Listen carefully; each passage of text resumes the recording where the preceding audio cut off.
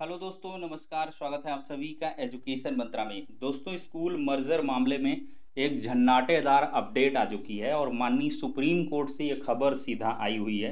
और दोस्तों, आज एक मामले में सुनवाई हुई है और ये काफ़ी ज़्यादा कह लें कि सरप्राइजिंग आया कि डायरेक्ट जो है सुनवाई हो गई और इसमें मेंशनिंग की गई थी केस की, और एक स्पेशल आदेश भी इस पिटीशन में जारी हो चुका है।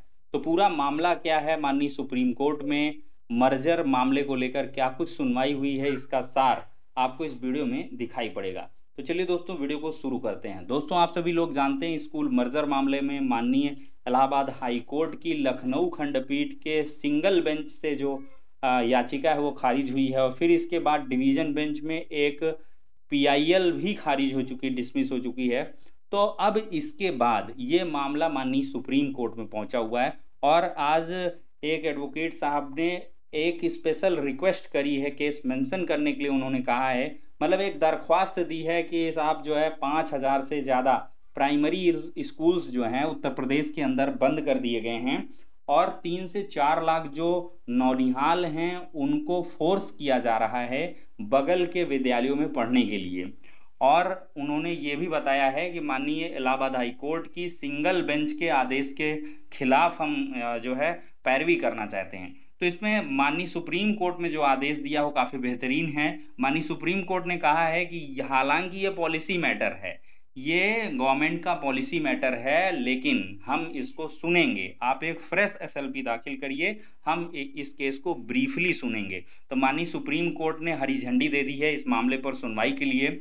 हालांकि ये नीतिगत मामला है, पॉलिसी मैटर है। सुप्रीम कोर्ट ने इस स्पष्टता ये चीज़ें कही हुई हैं जो माननीय इलाहाबाद हाई कोर्ट की लखनऊ खंडपीठ का सिंगल बेंच का आदेश है, उसमें साफ तौर पर पॉलिसी मैटर ही बता करके याचिका को खारिज किया गया है। लेकिन इस बेस पर नहीं खारिज किया जाना चाहिए। जो याचिका कर्ता के अधिवक्ता है उन्होंने कहा है कि मात्र इस बेस पर आप खारिज नहीं कर सकते हैं कि पॉलिसी मैटर भले ही है, लेकिन पॉलिसी मैटर के अंदर मैटर देखना होगा कि ये आखिरकार मैटर कैसा है।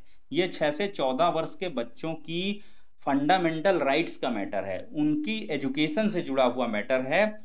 भले ही पॉलिसी मैटर है, लेकिन सरकार, देखिए याचिकाकर्ता के अधिवक्ता के मेरे शब्द हैं ये, याचिकाकर्ता के जो अधिवक्ता है उन्होंने साफ तौर पर कहा है कि सरकार बहुत सारे रिलीजियस मैटर्स में फंडिंग करती है, लेकिन आखिरकार ऐसा क्यों कि जब एजुकेशन की बात आती है तो विद्यालयों को बंद कर दिया जा रहा है, मर्ज कर दिया जा रहा है, और 3 से 4 लाख जो स्टूडेंट्स हैं, छोटे बच्चे हैं, उनको बगल के विद्यालय में पढ़ने के लिए मजबूर किया जा रहा है, फोर्स किया जा रहा है। ये साफ तौर पर चीज़ें कही गई हैं। और उन्होंने ये भी कहा है कि ये विद्यालय कोई 2-4-1 साल में नहीं खुले हैं, 15-20-25 साल पुराने विद्यालय हैं। आखिरकार 15-20-25 साल पहले रिक्वायरमेंट रही होगी, तभी तो जाकर के प्राइमरी स्कूल्स एस्टैब्लिश किए गए थे with in the range of 1 kilometre diameter के अंतर्गत जो परिधि है। तो 1 किलोमीटर परिधि के अंदर आखिरकार 20 से 25 साल पहले, 15-20 साल पहले, 10-15 साल पहले अगर कोई प्राइमरी स्कूल खोला गया है तो नेसेसिटी के आधार पर, आवश्यकता के आधार पर वो खोला गया होगा। और साथ ही साथ जो उत्तर प्रदेश की आबादी है वो पिछले कई सालों में बहुत ज़्यादा एक्सपोनेंशियल उसमें ग्रोथ आया हुआ है, ज़्यादातर वो बढ़ी हुई है। तो जब आबादी बढ़ी तो विद्यालय क्यों घटते जा रहे हैं? विद्यालयों को बढ़ना चाहिए, ना कि घटना चाहिए।